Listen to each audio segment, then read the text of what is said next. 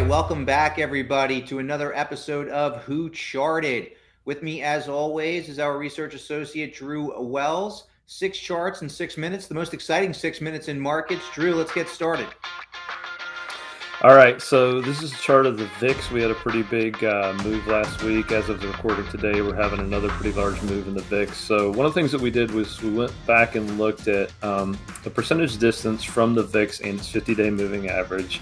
And hang with me here because there's a lot to unpack. We put a Z-score, 2 standard deviation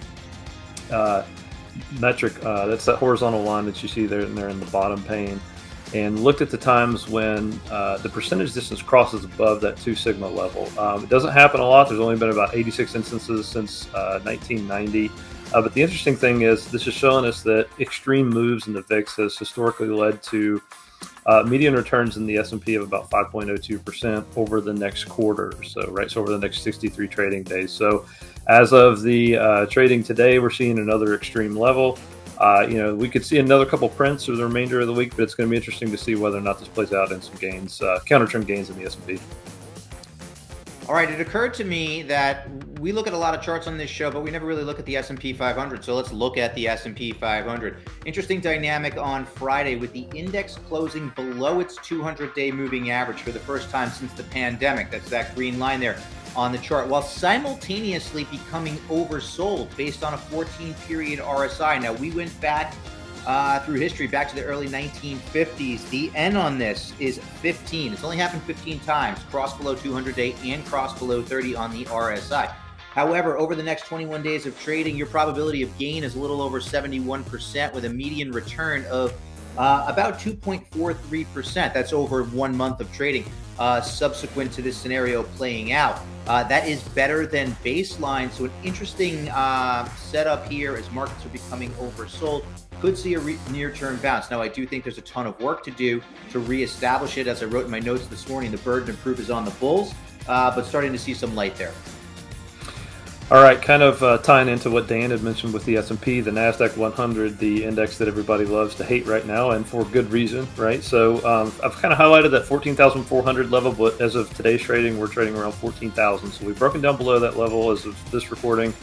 But we went back and looked at the percentage of NASDAQ 100 components that had an RSI less than 30. So we're looking at really bombed out momentum and breadth within the NASDAQ. And the interesting thing is, when this crossed above the 30 level, forward returns over the next 63 days, over the next trading quarter, were actually 4.38%. So the interesting thing is that I think we're kind of entering some territory where we could start to see a counter-trend bounce. Obviously, that doesn't mean that it has to happen right away. It could take several days.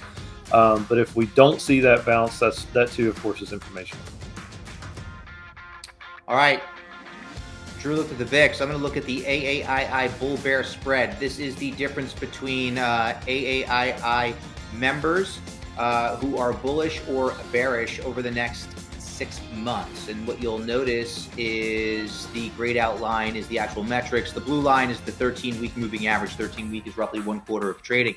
13-week Z-score is actually getting down towards washed out levels. Generally speaking, we get down to about -2 on the Z-score. That tends to be where this sentiment indicator bottoms out. We begin to look for local lows in the S&P 500. Not quite there yet, but with the market under pressure here on Friday and again today, I think we're going to be close. Keep an eye on sentiment here via the VIX and AAII.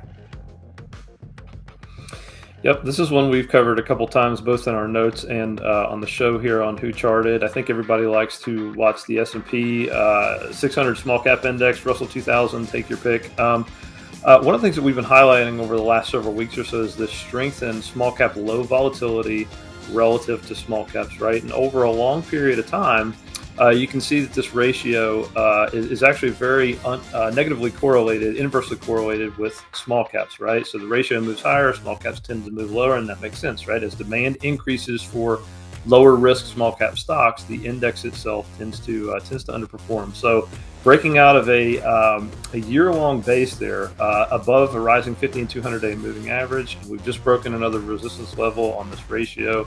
The S&P 600, at least as of today, has not necessarily broken down through that support level. So that's kind of the next area of development that we'd be potentially watching. All right, finally, we've talked about commodities a lot here. A couple of weeks ago, Bloomberg made it, not Bloomberg, but Barron's made it the cover story. Bloomberg Commodity Index relative to U.S. stocks, U.S. stocks being the Russell 3000. Now, I included this in a note that I wrote on Friday. What's interesting to me here is that while everybody's getting on the commodity bandwagon on a relative basis, this chart shows you something interesting. The RSI, the 14-period RSI, is over 85, right? So it's certainly overbought here in the near term. So while we and others have kind of been on the bullish commodity trend, the question is, why now? And I think the answer is, well, maybe not now. We went back through time and we looked at this ratio, and there have been 10 instances where the ratio has achieved an RSI over 80, and it's 0 for 10 over the next 21 days. So meaning you could see an opportunity to add some commodity exposure on a relative basis, just not right here. All right, everybody. Thanks so much for spending some time with us. Don't forget to like and subscribe, and we'll see you in the next video. Thanks, everyone.